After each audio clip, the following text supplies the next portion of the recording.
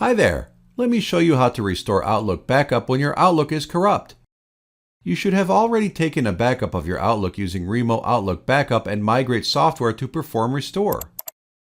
When you try to open Outlook, you might get similar or different errors based on your Outlook corruption. Now, launch Remo Outlook Backup and Migrate software. Click on Restore option. Here you can either choose Restore using Backup Profile, or you can choose to restore from a backup file if you know the file location. Click Next and check the Outlook items which need to be restored. You can unselect any items in this list which you don't want to be restored. Now, click Next.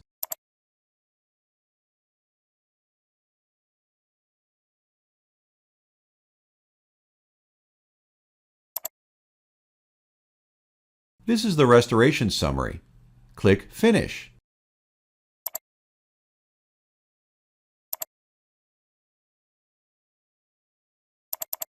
Now, check your Outlook.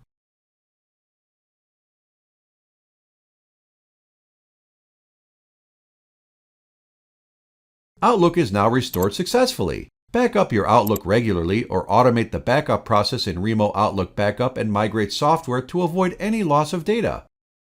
Thanks for watching.